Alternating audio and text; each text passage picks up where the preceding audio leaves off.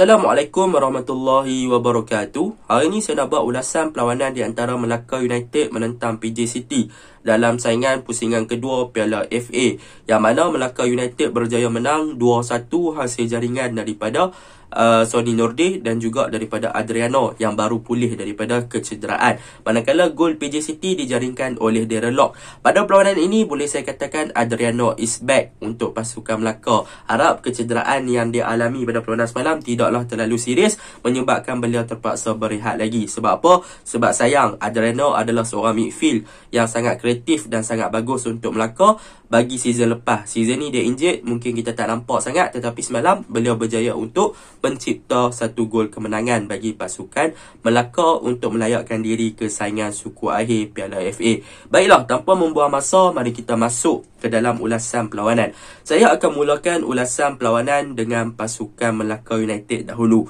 Apakah perkara yang boleh saya puji untuk pasukan Melaka pada perlawanan ini? Yang pertama yang boleh saya puji untuk pasukan Melaka adalah mengenai formation ketika mereka menyerang. Pada perlawanan ini mereka menyerang akan menggunakan back 3 dan mereka akan memastikan yang full back mereka akan bertukar untuk menjadi wing back, iaitu Syazwan di bahagian kiri, Wan Amirul Afiq di bahagian kanan untuk bertindak lebih ofensif ke bahagian hadapan. Dan yang mana pembentukan back 3 mereka ini melibatkan dengan pemain di bahagian tengah, iaitu Fadli Syaz, Akmal Zahir dan juga Fadil akan bertindak sebagai back 3 dan telah membiarkan untuk wing back Syazwan Andik dan juga Wan Amirul Afiq untuk bertindak lebih ofensif ke hadapan untuk membuat larian-larian overlapping. Dan perkara itu ternyata berhasil. Kalau saya ambil sebagai satu contoh di dalam game adalah bagaimana terjadinya gol pertama Melaka United daripada Sonny Nordeh, yang mana gerakan yang berlaku di bahagian kanan adalah bermula daripada build up di bahagian bawah, dibuka kepada bahagian tengah dan dibuka kepada Wan Amirul Afiq yang melakukan overlapping yang berfungsi sebagai wing back dan melakukan crossing ke dalam kotak penalti dan berjaya untuk menjumpai Sonny Nordeh. Jadi itu adalah salah satu bukti kepada pembuktian Melaka United melakukan formation back 3 dan juga membiarkan wing back mereka lebih ofensif ke hadapan dengan melakukan overlapping untuk membantu bahagian serangan ketika Melaka United menyerang. Jadi itu perkara pertama yang saya suka untuk pasukan Melaka United yang boleh saya puji. Perkara yang kedua yang boleh saya suka untuk pasukan ataupun boleh puji untuk pasukan Melaka United adalah daripada peranan Sonny Nordeh, yang mana Sonny Nordeh telah diletakkan di posisi kegemaran beliau kembali, iaitu left wing, dan beliau berjaya untuk menunjukkan satu corak permainan yang sangat menarik lah di bahagian kiri. Jadi boleh saya katakan apabila kembalinya Sonny Nordeh di bahagian kiri, benda tersebut telah memberikan sedikit kebebasan kepada beliau untuk kembali kepada performan asal beliau seperti season-season lepas, yang berani untuk menewaskan pertahanan di bahagian kiri pasukan Melaka tu dan berjaya untuk melakukan beberapa gerakan yang menarik dan boleh involve dengan bahagian serangan dengan sangat baiklah apabila Sonny Nordeh diletakkan di posisi kegemaran beliau. Jadi itu yang kedua yang saya suka untuk Melaka United. Yang ketiga yang saya suka untuk Melaka United adalah tentang middle third mereka yang diketuai oleh Adriano, Fadil dan juga Syukri Baharun. Yang mana kita boleh tengok sebenarnya di bahagian tengah pasukan Melaka United ni mereka tidaklah ada seorang pure number 6, iaitu kadang-kadang mereka sebenarnya melakukan rotation, dan kita boleh lihat juga kadang-kadang Melaka bermain dengan dua orang number 8, iaitu Adriano ataupun Syukri Baharun bertindak sebagai player box to box dan juga Fadil akan bertindak sebagai attacking midfielder ataupun Fadil akan bertindak sebagai defensive midfielder sebagai lone pivot, dan Syukri Baharun dan juga Adriano akan bertindak lebih ofensif ke bahagian hadapan. Jadi boleh saya katakan middle third pasukan Melaka United pada perlawanan semalam yang diketuai oleh Adriano, Fadil dan juga Syukri ketika first half sebelum ditukar di second half dengan kemasukan Wan Zaharul Nizam dan juga Wan Zaharul Nizam dan juga Asbullah. Sebenarnya rotation player di bahagian tengah pasukan Melaka ni yang menyebabkan keseimbangan dan juga variasi attacking untuk pasukan Melaka ketika Melaka menggunakan build up. Sebab apa? Sebab ketiga-tiga player Melaka ni boleh tukar bermain di posisi mengikut keselesaan dan juga mengikut kesesuaian pemain-pemain tersebut. Jadi benda tu yang membuatkan Melaka punya bahagian tengah ni agak unik. Mereka tiada ketetapan siapa yang akan lebih ofensif, siapa yang akan berada di bahagian pertahanan untuk membentuk back 3 dan sebagainya.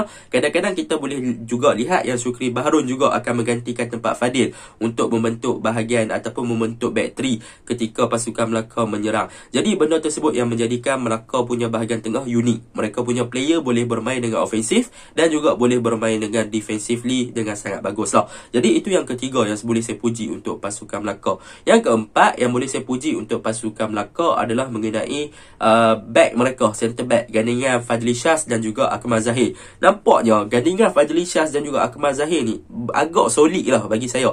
Yang mana mereka juga berani untuk build up daripada bawah. Kita boleh tengok beberapa kali gerakan yang dilakukan oleh Akmal Zahir dan juga Fadli Syaz yang memulakan build up daripada bawah dan mereka buka game ke bahagian tengah ataupun mereka melakukan long ball ataupun long passing ke bahagian hadapan untuk mencari striker, sama ada Sony Nordin di bahagian wide area, Emmanuel Oti di bahagian kanan ataupun Ifidayo di bahagian depan. Jadi boleh saya katakan kedua-dua player ni nampaknya mula serasi beraksi bersama dan mereka memerlukan masa lagi untuk lebih memastikan yang mereka konsisten dan juga boleh kekal momentum untuk the next game ataupun untuk cabaran Liga Super yang masih lagi panjang dan juga Piala FA yang baru sahaja masuk dalam saingan suku akhir. Jadi itu perkara yang boleh saya puji untuk pasukan Melaka United. Untuk kelemahan pasukan Melaka United ataupun kekurangan, untuk perlawanan ini apa yang saya nampak kurangnya Melaka United adalah daripada segi peranan Ifidayo. Ifidayo pada perlawanan ini beliau terlalu isolate, beliau terlalu berkesorangan.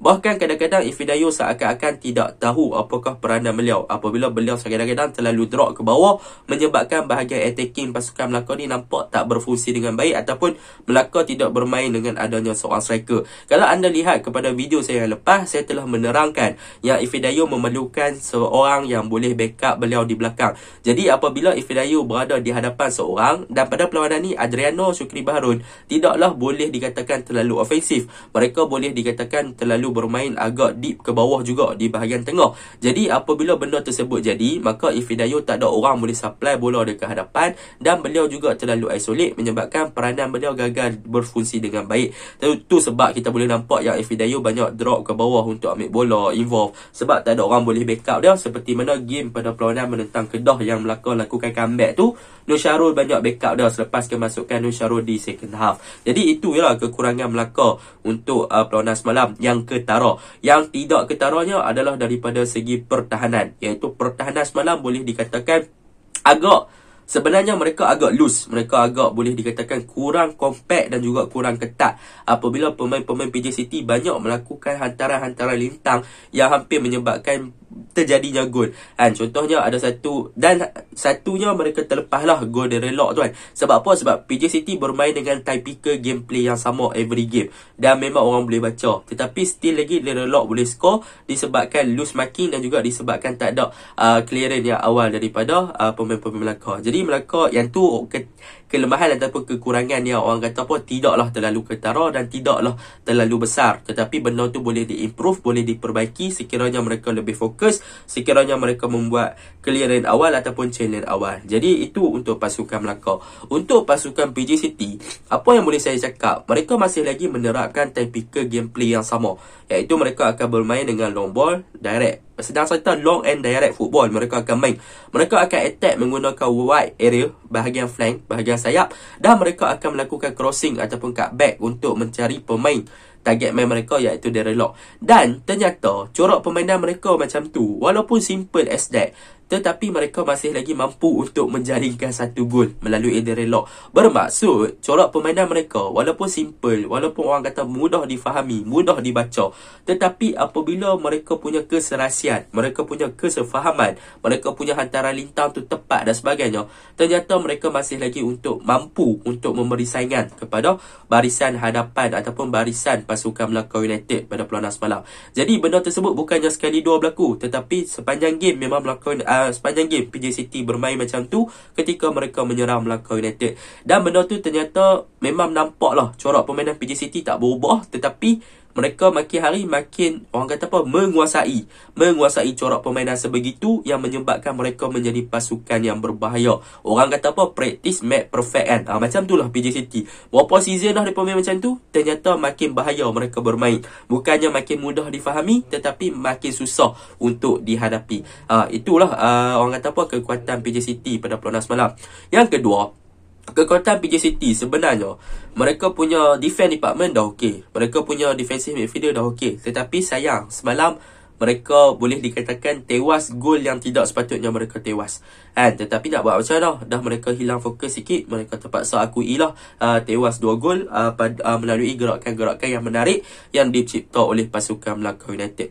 Untuk kelemahan boleh saya katakan bahagian tengah mereka, Nasir Basharudin bermain dengan sangat baik untuk memberi ancaman dan juga untuk menjadi orang yang menghalang pergerakan-pergerakan pasukan lawan, mengganggu pasukan lawan di bahagian tengah. Kira raja-raja kotak, intercept ball, challenge ball, tackle dan sebagainya, Nasir Basharudin bagus. Tetapi yang menjadi masalahnya, mereka mempunyai seorang pemain yang boleh bermain dengan nombor 6, nombor 6 punya position, iaitu defensive midfielder. Tetapi mereka tiada seorang player yang boleh bertindak sebagai playmaker di bahagian tengah. Jadi apabila mereka tiada playmaker di bahagian tengah, tu sebabnya mereka terlalu memfokuskan di bahagian flank. Jadi apabila mereka bermain di bahagian wide area terlalu banyak, bila benda tu tak berhasil, mereka tak boleh nak kecilkan mereka punya gameplay ataupun narrowkan, sempitkan mereka punya padang ketika ataupun ball position untuk beraksi di bahagian tengah. Sebab mereka tak ada connector, nombor 10 tu tak ada yang boleh menghubungkan bahagian tengah dengan bahagian serangan. Jadi macam saya cakap dalam video ni, PJ City kalau ada seorang nombor 10 playmaker,